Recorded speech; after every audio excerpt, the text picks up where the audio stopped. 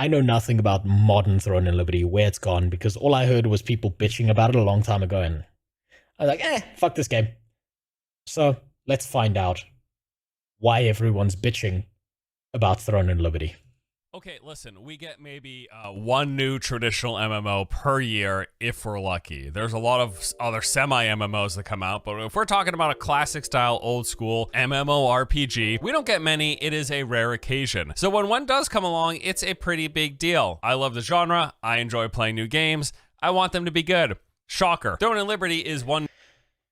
How much do you bet that after saying all these positive things, that when Force is like not online, when he's sitting alone in a room, staring into the void, that he considers suicide? And then he like shakes it off and gets onto recording a new video trying to keep the positivity up. I don't know how he does it. This man has infinite fortitude for positivity. New MMO we've been keeping track of for a while. The game showed promise with some cool features and content, huge open world, and great looking visuals, which certainly doesn't hurt. As you may already know, it launched in South Korea last year, and that went, well, actually not too bad initially. Early reception of the Korean release was overall positive. This was mainly due to the fact that the core of the game was actually pretty good, like NCSoft ended up delivering on a lot of those promising looking features. Was it good? And content. The game does in fact have a massive open world with thousands of players sharing a single server. They don't do phasing either, so at times you will see hundreds of people bobbing around in a single area. How do you think they get away with that without their servers being set on fire? They must have they've got to have some dark magic going there. Oh, was it good? I didn't even know it released, so it must be doing good. I mean, I don't know.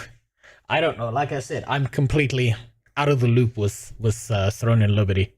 Open world public events, non-instance large-scale dungeons, solo challenge tower climbs, world bosses, open world PvP, tons of varied guild activities, and plenty of character, account, and power progression to grind for. Then beyond the generally nice visuals, the game has this massive draw distance, a good variety of biomes, and lots of traversal options, making it a fun space to explore, and it all runs pretty well to boot. So the content side of Throne and Liberty, like as an MMO, as a game, actually appeared pretty solid. It was pretty solid. People seemed to enjoy it. There was also the fact that many of the gameplay and systems complaints people had during early beta testing had been addressed. Combat was overhauled from its previously static nature with no mobility. You literally stood completely still, staring at people, spamming attacks. If you moved at all, you did zero. See, that's where I lost interest in the game, is the fact that you had to hold the fuck still and just swing, and it's basically you're just sitting there doing nothing. Right, you could go jerk off, go have a cup of coffee, come back, jerk off again, and your character would still be in the same place swinging a sword. I hated that, and that's when I lost interest. That and the autoplay systems. Damage. This was changed to a more dynamic and fluid system, more in line with modern day tab target MMOs. It's now more balanced. You can move while doing basic attacks. There's also many skills that have built-in movement or can be cast while on the go. And finally, they removed the autoplay feature called Astral Hunting, where you could click a button and the game would play itself, farming and grinding for you while you were AFK. In removing that, they also retuned a lot of the progression and that's a good change. That's a good change, getting rid of that. Farming speeds to be more in line with the fact that people would actually be playing. So yes, thanks to the game actually having a decent core foundation of systems, features, and content, the initial reception to Throne and Liberty's Korean release online and in reviews, on message boards, it all seemed pretty darn good. However, once the honeymoon phase faded and people started diving into the endgame, some of the bigger issues started cropping up. Near the top of the list, unsurprisingly, from a game developed by NCSoft, hey, it was pretty pay to win. Turns out, pretty... Oh, I'm so shocked. No, don't tell me it's NCSoft? Pay to win? No, never. NCSoft wouldn't do that to us. No, I don't believe it. Oh, I never would have seen that coming. It's like your favorite uncle who keeps on getting you cool birthday presents. Once, all of a sudden, out of nowhere, he just takes you behind the shed. Oh, never saw that coming. Pretty pay to win. The power progression via gearing is both heavily time gated and about as pay to win as it can get, with direct ties into the game's monetization. So for starters, gear can be leveled up similar to how it works in many MMOs. You will start with the base level version of a piece of gear, and then using items and currency. Look at this. Just look at this quickly, right? Look how good. Look how clean and neat the pay to win systems look. Look how eloquent the design of all of this is. Right? It's so beautiful. And I ask you, where do you think the primary budget of development went when looking at this? You will make it stronger. In Add Throne in and 1 Liberty, minute, okay. This is done via what are called growth stones, which are acquired by completing various activities and doing contracts, which are sort of like daily quests in the game. Or you can purchase gems that convert into growth stones using real money on the auction house. This auction house will come up a few times here, as it exclusively uses a currency called Lucent, which is the game's premium currency. So you spend real money. No, they wouldn't do that to us. No. And, oh no, you mean there was a cash shop in the game? I would never have seen that coming. God damn. No. Fucking hell. Thanks for the follow, Zanes. Wait, Zanes N. Thanks for the follow. Buy a bunch of Lucent in the cash shop, and then you use that Lucent to buy stuff from other players in the auction house. So then there's enchanting your gear via the trait system. This is one of the main end game grinds. Traits provide massive power boost to your gear, so you get traits by finding multiple. And let me guess, the best traits are in the pay to win shop. Versions of the same piece of gear, which you do by playing the game and farming for drops, doing things like dungeons. Or you can purchase traits directly from the auction house with real money. Also, no, NCSoft, no, oh no, NCSoft would never do that to us. NCSoft loves us. They love us. Why would they do that to us? What? No! I can't believe it! From NCSoft? Ah. I can't believe they would look at us like this. I never saw that coming. From an Asian MMO developer?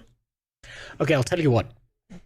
Okay, since it's the ad, I'll explain something to you and why I fucking hate these pay-to-win systems so much. Okay, so let me explain this to you.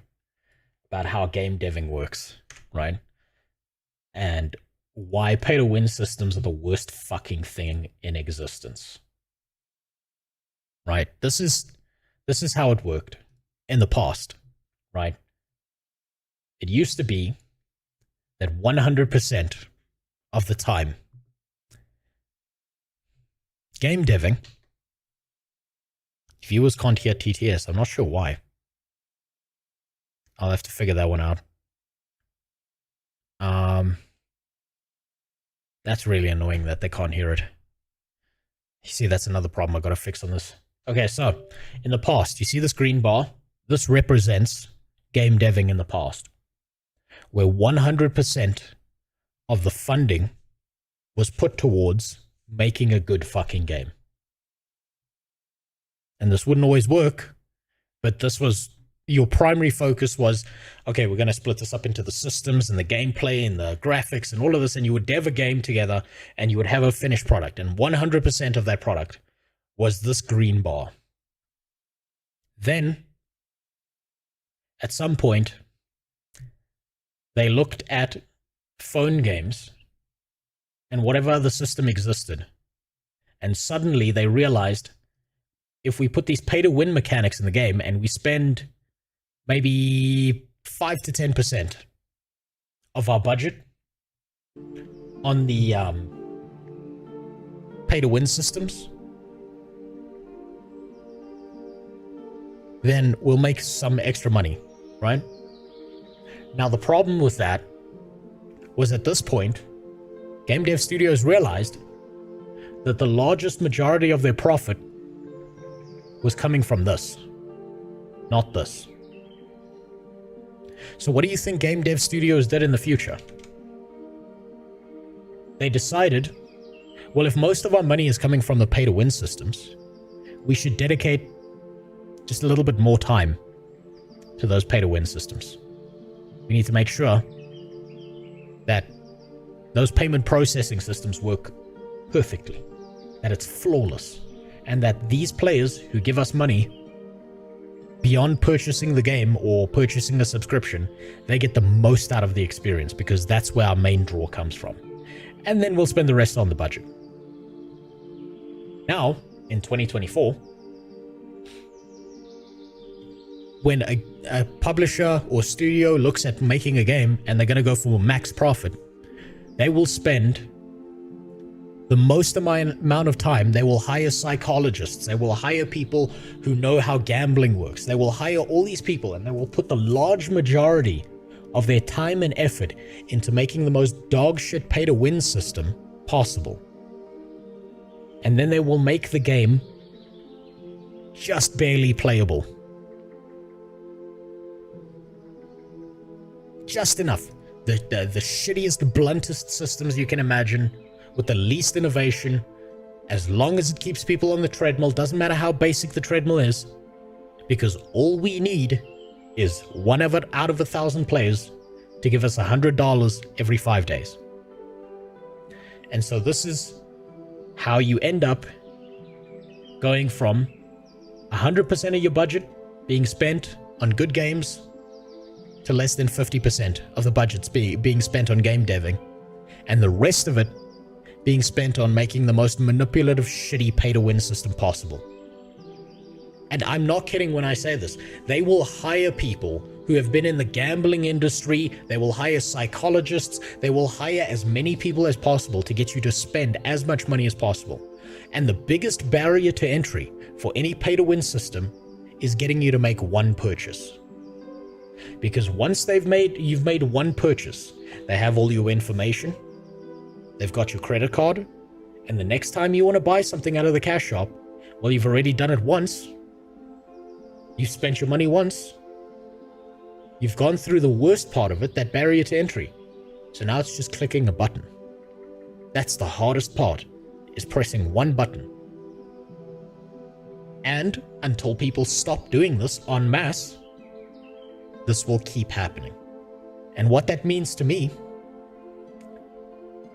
is that, as far as I see, this is never going to stop. Isn't that the same for any type of art? Creative and motivated people creating masterpieces, and management influential dickheads milking every penny out of it. Yes, that's exactly how every single type of art works. For every single person who thinks, I'm going to create something beautiful that gives an experience to someone, that gives them something to enjoy, there's someone in management going, how the fuck do I monetize the shit out of this thing that people like? How do I make this thing just barely over the line of acceptable so that I can get enough people to give me as much money as possible? WoW's fallen down this hole. It's a shock that Guild Wars 2 hasn't gotten worse. Rift fell down this hole as it switched publishers. Any single MMO, and the worst offenders of this are probably mobile games. And the problem is that if you look at MMORPGs, all these publishers look at mobile games and they don't see something that the players see. When a PC player who plays MMORPGs looks at mobile games, they see something that they fucking hate. They see something disgusting that they don't want to touch. But what the devs and publishers see is they see something ingenious. They see something amazing. And they want to emulate every single one of those systems. They think it's beautiful, that it's magical. And that's how you go from being a player to a company's bitch, right? And that's never going to stop. It's never going to stop. Now let's see if the ad's over. Let me just put Jeffy B back up here. Looks like the ad's over. Okay? We'll keep going. But I just wanted to make that clear. There's always some douchebag or dick knuckle out there who will go out of his way to monetize the royal shit out of any game you love. And if you just let them in, if you just let them in just a little bit, your game's fucked. The main way you get gear and the components to upgrade it is by running dungeons. Every day, the number of dungeons you can run is limited by dungeon tokens. So you get a set number, which is 900 per day. This lets you run about 2 to 3 dungeons, depending on the tier of dungeon that you're running. But then once you've spent all of your dungeon tokens, you can no longer do any more runs. You are finished. Or if you... Oh, cool! So you can buy tokens to go into dungeons. Wow, it's amazing. So they'll limit your playtime to fuck you over as hard as possible. Purchase a blessing from the cash shop, you get more tokens to run additional dungeons every day. This equates to nearly 9 additional tier 2 dungeons per week. This lets you drastically speed up one of the biggest bottlenecks for progression in the game, because running these dungeons are how you get the gear to power up your stuff, and you were limited by day, and you can buy this blessing that lets you run 9 more tier 2 dungeons every single week. Then there's also the fact that skills have progression. Only 9. Only 9 more dungeons. That's depressing. Getting a skill to its highest rarity and level provides another big boost in power. You level up skills by using training books, which are acquired through various means, playing the game, or paying for them. You guessed it, you can make books by purchasing gems with real money in the auction house. Basically, you can pay to acquire and speed up nearly every aspect of the endgame power progression. You do have to play to get things like the base level versions of gear, to get certain resources, and to level up certain things, but that is all relatively easy. Everything else about progressing your power, the gear leveling, the gear trading, the dungeon runs you can do per day, and the leveling of your skills, that can all be accelerated greatly just by spending money. So the TLDR is, this game is... Oh. You know what the thing is? People look at this and they will see this game as late stage pay to win or late stage MTX. But the reality is, this is just the threshold. This is just the beginning of things getting much worse over time. This is like, if Throne and Liberty pulls this off and starts making profit, this will be something that you will see in every single game. Every single one. And this will become the norm if they get away with this. Very pay to win. Even its most ardent defenders, the people who love this game and still play the Korean version every day, they all agree it's pay to win. You got people saying, yeah, I'm pretty near max level, I almost got all my traits done, I got full purple gear, but also, yes, the game is pay to win. People who swiped got their... Hold on. Okay, I've got to stop here because I just want to see something in his comments. I want to see if someone is dumb enough to say the words, it's not pay to win. Blah, blah, blah, blah, blah. No. This is how you can tell that it's royally fucked, because there are not even people in the comments arguing that it's not pay to win. I've seen people defend gacha games, saying that gacha games are not pay to win. I've seen people desperately defend Genshin Impact, saying that this whole gambling system that's strapped to the game has no pay to win. All you have to do is pay $5,000 to maybe get a drop. Maybe get the character you like. And they will defend that to their death. But not even here is there a single person in the comments below saying that the game is not pay to win. Way faster than I did. Now, it is still the case that for a lot of these things, the gates to getting this stuff is the fact that it needs to be farmed by someone. Some real player somewhere has to get them. The real power increase comes from stuff that, yes, you can farm, takes a long time, or you can buy it to extremely accelerate it by spending real money, essentially. Not even essentially. You spend real money, you get Lucent, you trade that Lucent. There's one step removed from you buying power. You're not actually buying the pieces of gear directly from the developer. You're buying them from players, but you're giving money to the developer to get the currency to buy it from the player. So you're buying power basically right from the source, right? And something you need to realize is this is brilliant. That's fucking ingenious. So it's obfuscated pay to win, where they can pretend that someone had to get it in the world, And then they could be like, no, but it's not really pay to win because it has to come from somewhere. Oh, you're just trading between players. This is beautiful. That's ingenious from a business standpoint.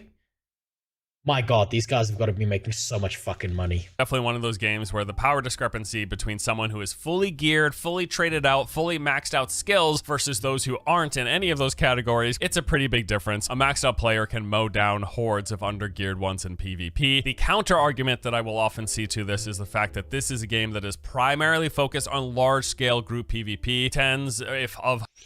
This game is primarily focused on getting money out of a Middle Eastern oil sheik, is what you mean.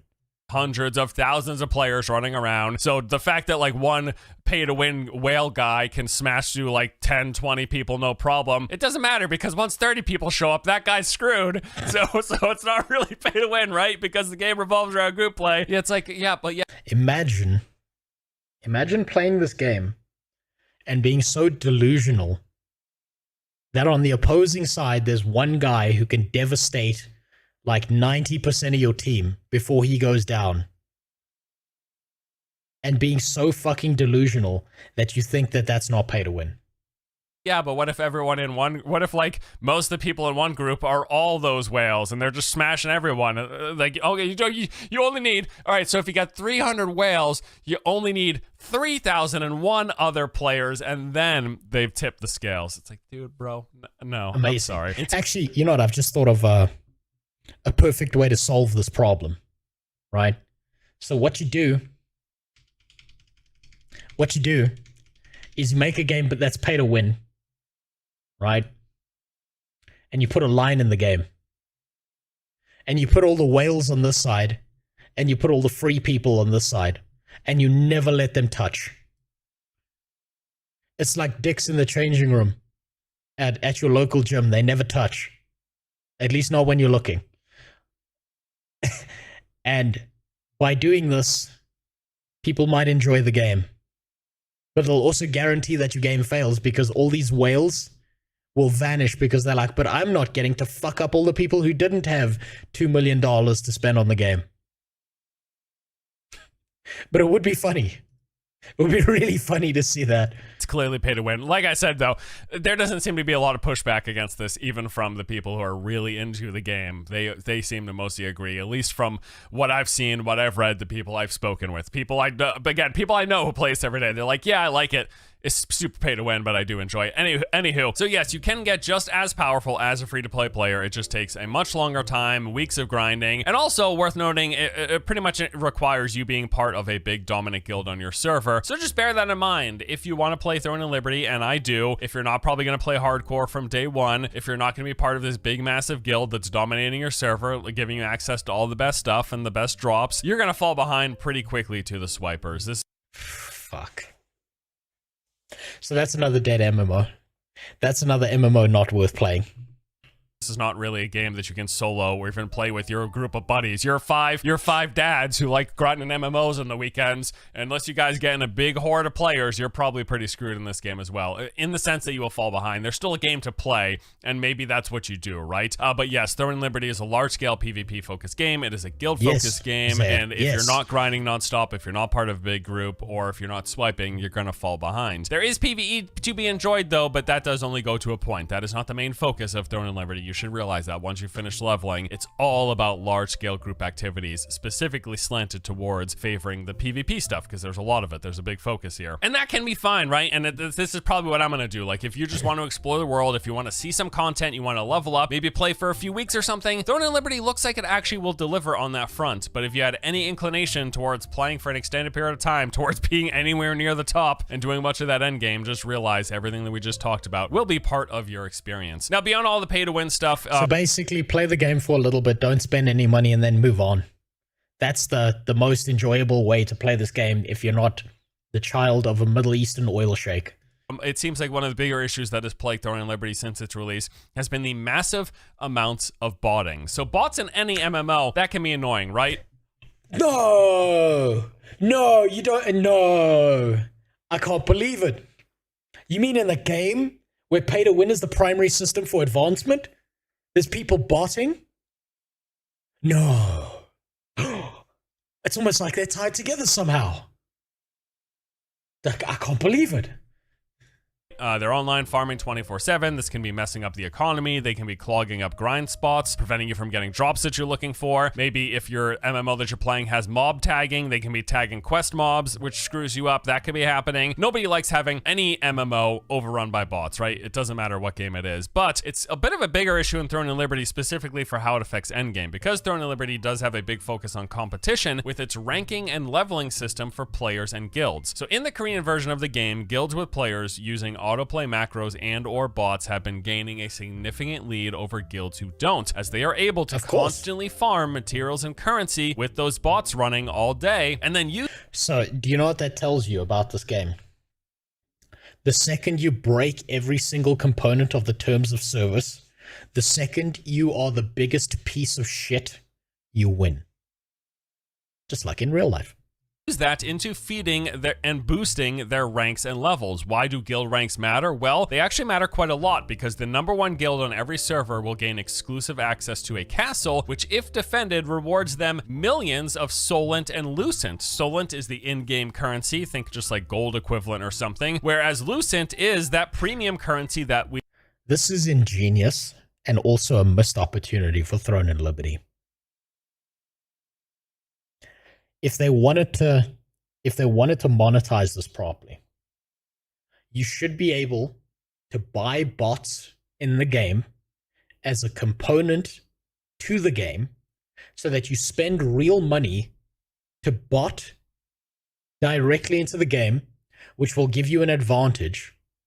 And then the game devs can make an excuse like, we put this system in the game to prevent botting from happening, and we will legalize it in the game as long as you pay us money.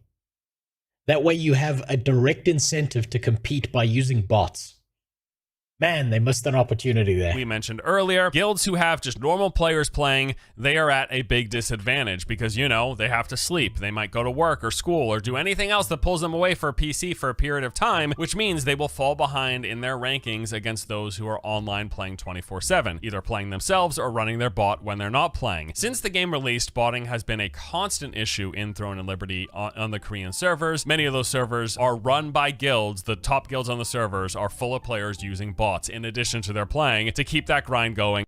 And they will never get banned. Never.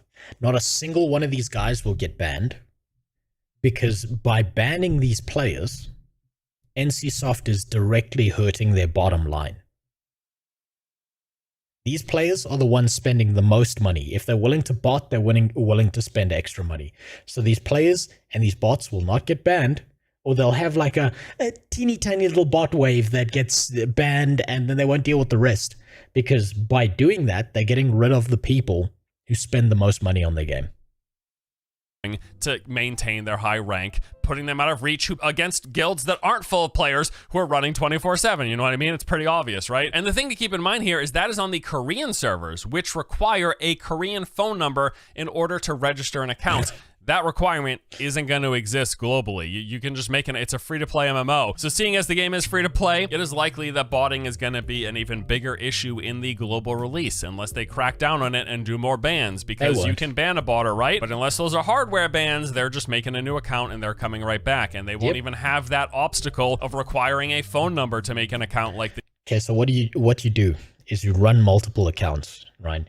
You have one account that you bought the shit out of and shift resources, and then you have the character you play. And all you got to do is use a VPN and pretend like you have no idea what's going on. And you're like, oh, I thought that was just a guy who was really dedicated. He was just helping the guild. He was always online. He was one of my best friends. To learn that he was a bot who gave me all his money and resources, I can't believe it. They do in Korea, which just means it's gonna be that much easier for botting players to populate new accounts and start over. And you know, the funny thing is, the game had a built-in bot system when it was first coming out. That astral hunting that they removed from the beta due to beta tester feedback, only for the game to then end up being full of players botting anyways. Wow, it's almost like they knew, right? It's almost like they knew this game's probably gonna have bots. We probably won't be able to stop them, so we'll just put botting in the game. But then they removed it because people were upset, but now bots are here anyway. So why don't they just monetize the bots? Because then they can pretend like they're solving a problem. That's all they got to do is monetize the bots, and then they can make the excuse to the player base that they're doing this to save the game from bots. Ways. Just can't win, Ken. Well, we could maybe if they were better at detecting and or banning, or if they cared enough to get rid of all the botters, whatever combination of those elements it is. So despite the relatively positive initial impressions that we saw online, like in those first few weeks or whatever when the game first launched in Korea, between the pay to win, between the botting, and for other reasons, Throne and Liberty's Korean launch was a major flop for NCSoft. How do I know this? Well, they pretty much told us themselves. In their financial reportings for Q4 2023, the period in which Throne and Liberty released, it was revealed that the company saw a 31% overall revenue drop year. Reported a 31% drop in revenue in 2023 compared to 2022, a 20% drop in Q4. Yeah, because fuck your game. That's why. Fuck you and fuck your shitty game that's filled with bots and pay to win. Of course this is gonna happen. But I don't think they give a fuck as long as they reach the barrier where they're more profitable than they spent making the game in the first place. Year over year, so things were not going so hot clearly for the company as a whole. During these calls, NCSoft typically also presents earnings broken down for each individual game during the quarter. However, for the first time in 8 years, they neglected to do so here. In fact, they didn't even mention Throne and Liberty a single time during the reporting. Now, when asked by their investors why, the company responded saying that Throne and Liberty had underperformed, falling below expectations, and they were working— No, you don't say that. The botted game below expectation. No, the game that's so pay to fucking win that the large majority of your players don't fucking want to play it long term. I can't believe it. Yeah, they're never going to learn their lesson. I wonder if there's a legal barrier that NCSoft had to sign when buying ArenaNet. You know what? I wonder if there is, and that's why Guild Wars 2 is not like way worse monetization speaking. And I wonder how many times they've tried to get around that contract to fuck over the game more through ANET. I really wonder that. It would be super interesting to see. But no one will ever know because these are all backroom deals that no one's going to hear about. Yeah, in that one quarter, they also changed their earnings report to not show individual games. I would love to hear the excuse for doing that. And its team is like 30 to 40% on Guild Wars 2. And then the rest of the team is on other projects that are going to fail. If NCSoft has anything to say about it, that is. Working on sorting out the game's rough launch while also putting their efforts in the upcoming global release. And then most recently in May, we got the first quarter 2024 financial reportings. This time they brought back the per game revenue figure breakdowns for every game except Throne and Liberty. All of their other major IPs were listed here. They said that's like hiding a corpse, right? It's like you've got a bunch of kids and one of them just goes missing and little Timmy's like his body is just rotting in the fucking closet and everyone can smell him but no one wants to look at him, so we all just pretend he's not there. That's what doing that is like. Hey, here's how much money we made with Lineage 2, with Aeon, with Blade and Soul, with Guild Wars 2, and that was it. Throne and Liberty apparently. Hold on. Where's Guild Wars 2 revenue? Guild Wars 2 is white. Because white is right. No, okay, so Guild Wars 2 is actually pretty consistent here. That's a pretty consistent moneymaker. Which is actually surprising to see. I would think it was way worse.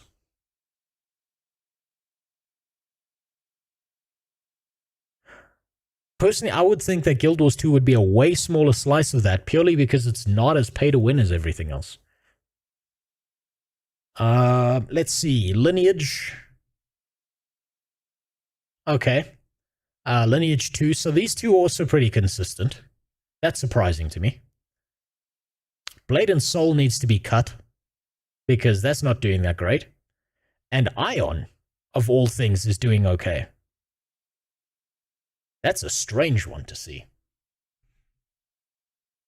The gem prices have been steadily rising because there's now weekly sales instead of every quarter. Oh. People consistently buy gems in order to get new cosmetics that come out all the time, so that's not surprising. Okay, so what you're saying to me is that the dev team has been reduced in size, and even when reduced in size, the dev team's primary focus has been on cosmetics instead of making new gameplay, because they know people are in love with their characters and want to see them in all their new outfits. And so instead of dedicating time to larger expansions that people would enjoy playing, they're just like, we'll just shit out another skin that makes people feel good on the inside for 5 seconds before we give them another skin. Also, the only MMO successful they have in the West. I mean, I'm not surprised by that. You got to remember the Asian markets, like I said, they will bitch out and spend a bunch of money on it, whereas people in the West are a lot more tentative. Even though we're getting there, the West is catching up with the East, and sooner or later, every single game is probably going to be pay to win, and there's going to be no escaping it at all. No, that's a new development as of the last 3 to 4 years, like right around COVID when the team... Aha, okay. So they found an excuse.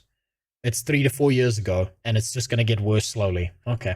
Did so poorly, they didn't even bother putting it on the chart. NCSoft reiterated at the end of the call that the game wasn't doing well, but they had high hopes for the global launch. Now, I need you to think about this. After over a decade in development, hundreds of millions of dollars in funding, they launched a brand new MMO, and they didn't even bring it up in the reportings of the quarter that it came out in. They didn't even bother putting it in the bar graph in the most recent reportings a quarter later, next to Lineage and Aeon and Blade and Soul. Like, are people even still playing those games? Lineage came out in 98 after all. Guild Wars 2... Well, apparently, according to the earnings report, there are people playing it.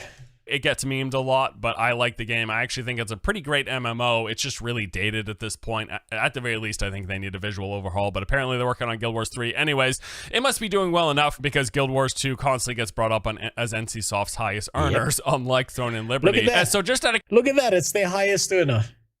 It's their big winner. Guild Wars 2, the least monetized of all their products, is the highest earner.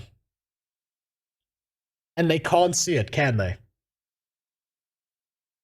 They can't. I bet they can't see the forest through the fucking trees. Guild Wars 2 is the least monetized, is making them the most profit. And I bet the only thing that NCSoft is thinking about is how do we monetize the shit out of this game and get around whatever contract we've signed with ArenaNet. I bet that's what's going through their head. I bet they can't comprehend the idea that having a larger player base with less MTX means more money rather than having more MTX with a smaller player base that eventually dies. I would bet money they can't get that idea through their head.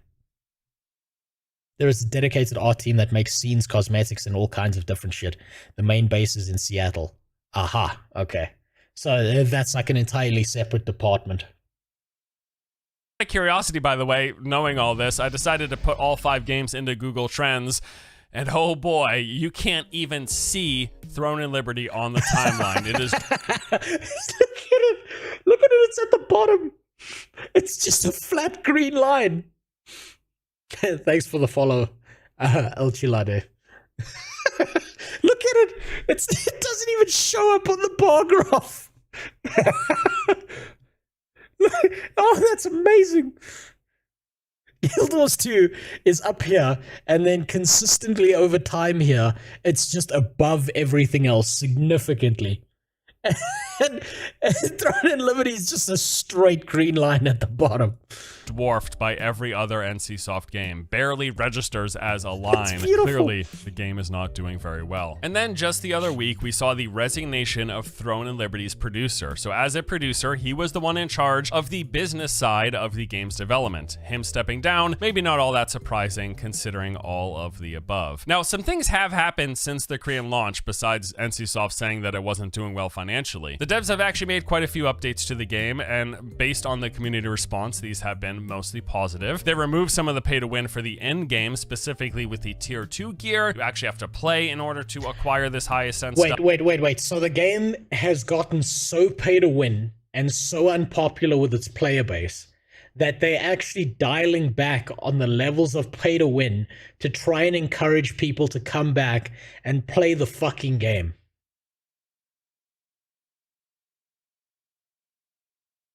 Imagine over monetizing the shit out of something so much that your only option left is to put less pay to win in the game. Oh my god. Oh Jesus. The slot machine boxes in Guild Wars 2 are a large part of why Guild Wars 2 is still making money. Yeah, that's terrible to hear, but I'm not surprised. All games are how much bullshit can we get away with? Yeah, ever since the Oblivion days of horse armor, it's just gotten worse over time. Stuff, although the problem with trading and powering up still does exist, so it is still pay to win. And then also there's the fact that with one of these updates, they added that monthly subscription, which was very pay to win with huge convenience features, including that is where you get that bonus to the number of daily dungeon runs that you can do. And as we discussed earlier, that means a lot more access to more gear to power yourself up faster. It is a direct bottleneck that they are letting you circumvent with giving them money. So I'm sure the line of thinking here, by the way, was with that sub, they're probably thinking, hey, barely anyone's playing, and those who have stuck around have been tolerant of all the pay to win thus far. So what's a little bit more? So yeah, they're already addicted to the game, right? Let's give them a monthly subscription with bonuses that are too good to pass up so we can boost revenue at least a tiny bit. That is probably more or less what they were saying to themselves when they added this in. Now, with all of that covered, with all that said, I don't want this game to flop. As I said at the beginning, we don't get a lot of traditional MMOs launching. Maybe one a year if we're lucky. We get a lot of quasi-MMOs, we get a lot of shared world games, but a lot of traditional old school style MMOs, you don't see them very often. This is one of the few coming out. I want it to do well, and presumably Amazon also wants it to do well, as they are publishing the global version of Throne and Liberty later this year. I forgot that the Western publisher for Throne and Liberty was Amazon. Oh my god. Okay, so I know Amazon's also the publisher for Blue Protocol in the West, and I know for a fact that game's gonna fail. So New World's been a failure. Throne and Liberty is going to be a failure. Fucking Blue Protocol is going to be a failure. I don't think that Amazon Games has racked up a singular win. They have not won this game once. There's not a single time that Amazon Games as a publisher has ever won. They can't do it when they game dev. They can't do it when they publish because they don't know what the fuck to look for. AGS only has dead games. Exactly. There's not a single popular game that has come out of AGS. Also, thanks for the follow, Sobek49. Imagine being so fucking oblivious that after trying for years, that you can't get a single game right. Like, at some point, Jeff Bezos has to descend from his sky penis rocket into the AGS office and just start beating people with a hammer until they get it right. Because it never stops. It's always Amazon. They have such a reputation for failure. And their new move, I know their new move with New World is pretty genius. It's they're relaunching New World, but for console players instead of PC players, because console players are almost as fucking dumb and beaten down as MMO players are. They're not there yet, but they will get to our level one day. And they're gonna play New World on a console for like a week, and then they're gone. And they're like, well, fuck this game. The next FIFA game is coming out. I'm gonna go play that instead. Oh my god. Here, they don't want this. And they're making the Lord of the Rings MMO. As far as I'm aware, hasn't that been cancelled? Because them and Sony had a bitch fight over it. Maybe they're still making it in secret because they don't want to tell anyone about it, because they're already convinced it's going to be a failure. That might actually be the case. 6-year vet of Guild Wars 1 and 11-year vet of Guild Wars 2, so I'm in the same boat. Okay, so you're with us. You understand the suffering. Just nothing new to play. Yeah, it's about the same. You're in the same bucket as the rest of us then. to flop either. I assume that they are planning and are interested in making changes to ensure that that doesn't happen. At the very least, they probably want it to do well enough so they make some money, they don't have to shut the game down, and they can eventually port it to consoles, adding a new raid or something, right? Maybe something like that is what they're thinking. So let's talk about how they can make that happen. Content-wise, it actually looks like Throne of Liberty is pretty good, as we said. At the very least, it has a decent foundation for a new MMO. Obviously, as an MMO, we expect them to continue You know what makes this worse, actually? Is thinking, like, every time Force says that the core gameplay mechanic, like the mechanics of it, and the graphics and all of that, the fact that it looks good, and he's saying that it plays well, makes these ass-fucking systems so much worse. If this was just another dog shit MMO that didn't have anything good to say about it, no one would care. It's the fact that it's something that could be good and is completely devastated and marred by all this bullshit. Expanding and adding stuff over time. But yes, that early reception was fairly positive because Throne of Liberty has a decent core to it. There's a few pretty obvious things that they can do to help make sure Throne of Liberty doesn't flop globally. Number one, remove the cash shop. That's right, get rid of the cash shop. Just make it. They're not going to do that. They're not going to remove the cash shop. They will never remove that cash shop. That shit's staying there. That will be there forever. Not a single time will you see that cash shop evaporate. You can buy to play, have a battle pass if you want. If you want to sell some cosmetics, whatever. I don't love it, but you can do it. But get rid of everything else, bam, just like that. The game is way more likely to be successful in the West. Happening. It's that easy. But since we all know that is absolutely not happening, let's talk about some other things. I would say removing the paid currency player auction house or any form of paying for power would be a good start. In fact, in general, I would say I don't even dislike how they are doing power progression in the game if most of it wasn't tied to the cash shop, but it is, and that's the problem. I would say they need to remove the ability to purchase with real money the growth stones to level your gear, the trait extracts for making your gear stronger, and the training books for leveling up your ranks and your skills. If you want to keep something like an optional subscription, right, with like huge incentives that make it not really optional for the people who really want to play, but maybe optional for the people who want to play super casually, just make it so that the non-subscribing players can still experience all of the content and make the bonuses gained via the subscription. Yeah, but why would you do that? Why would you do that when money? But money. You don't understand money. That's all that whoever the fuck is in NCSoft is saying right now. Yeah, but money. I don't think it's monetized enough.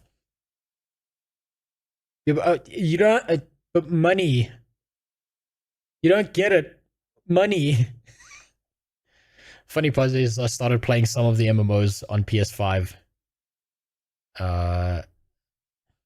So I have a different EXP. Oh, nice. Subscription, convenience only and not tied to power. Speaking of which, hey, remove the ability to purchase additional dungeon runs. That's just crap.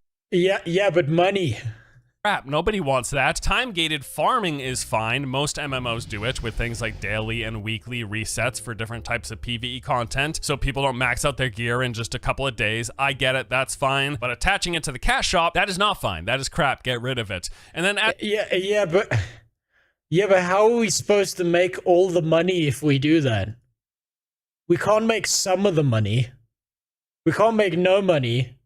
We can't make 99% of all the money. We've got to make all the money. And if we do that, we're not going to do that. So they're not going to do that. Also, thanks for the follow.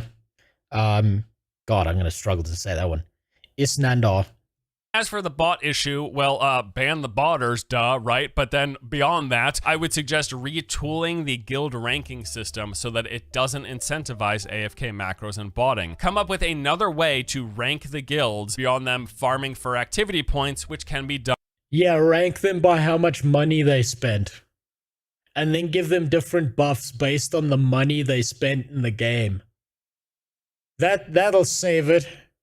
Done by bots 24/7. I don't know how you're going to do it. I'm sure there are other ways thinking it up. That's not my job. Like, figure out a way to rank the guilds that doesn't incentivize people using bots so that their accounts are running and farming 24/7, bumping up their ranks and making it pretty much impossible for anyone who's not sleeping 3 hours a day. Even those people, they're gonna fall 3 hours a day behind. Like, it's crazy. Make it so that the guild rankings aren't impacted or can't be boosted by people just running 24/7. I don't know. Come up with something else, right? Just come up with something else. Yeah, but force money. But we need all the money. You can't make all the money if we do that. If we focus on banning the bots, that means we're not focusing on putting more shit in the pay-to-win shell. To influence the guild ranking systems with how big of a deal it has in this game. As of now, we've really not gotten any concrete details on what, if any, major changes to expect between the Korean and global versions of Throne and Liberty. I would say that if little to nothing changes, I expect we'll be looking at a MMO launch probably similar to that of what Lost Ark saw. The game will release and attract a decent number of people, especially here in the West. I wouldn't expect it to reach exactly Lost Ark's peak player counts, but who knows, maybe. You'll see lots of people playing for those first. I don't think it'll reach Lost Ark's player count. Lost Ark wasn't monetized enough. This game, people might hop on for like a week or two, hit max level, and then just never touch it again the second they see all those systems. Left for an hour and you're still on the same video. Yeah, I'm nearly by the end. I mean, I'm making fucking Ilgi suffer here. You're right, I gotta slow down. I gotta pull this last minute out into 4 hours of content. Then I'll be a professional YouTuber. I'm still learning. I'm still getting there. They started the game with autoplay implemented. Yeah, I remember that. They should put it back in, honestly. If they're gonna make a pay-to-win pile of shit, they might as well go all the way, right? They might as well just burn the vehicle and set it on fire and then nuke it when they're done. First few days, that first week, maybe the first 2 weeks, it'll be doing pretty well, getting some steady numbers, right? But then it's going to drop off pretty darn hard in subsequent weeks as players start running into all of that time-gated progression that you can skip by swiping in the cash shop. Maybe it does well enough to finally show up on NCSoft's financial charts, but hey, who knows at this point? It hasn't been off to a really good start. They have said they're focused on the global release, and hopefully what they've been focused on isn't just the localization. Hopefully they've also been focusing on the various aspects of the power progression of how the game is just laid out for people and how they experience it, the user experience of the game. Hopefully they've been more focused on that, how it pertains to the cash shop, or rather preferably how it doesn't. They won't be. If Amazon's the publisher, they won't be. The only thing that Amazon focuses on when retooling a game for the West is not removing of the pay-to-win systems. It's like covering up as much of the tits and ass as possible in the in-game models. So like if in the Korean version of Throne and Liberty, there's like a female armor set, and it's the legendary armor set where the tits are like, just the nipples are covered, and there's like a little flap by the vagina, right? What Amazon will do is they will make a fat, ugly woman instead, and then they will cover her in fucking Aladdin's carpet, and that's the only change that Amazon will ever make. They won't touch the pay-to-win systems. Lost Ark was more pay-to-win in the West, but not on purpose. Yeah. Watch what they do. Watch what they do with Throne and Liberty. It might just end up the same.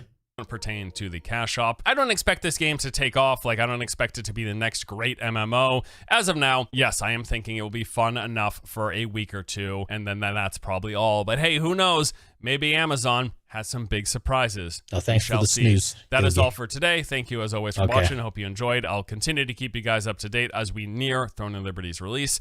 But until then, see you next time. Oh. So basically that 20-minute video amounted to fuck this game, it's pay to win. That's what that whole video now amounted to, was just him cutting out everything and saying this game is fucking pay to win, it's gonna shit all over players, and you can eat shit if you think it's gonna be any different. Burn in hell.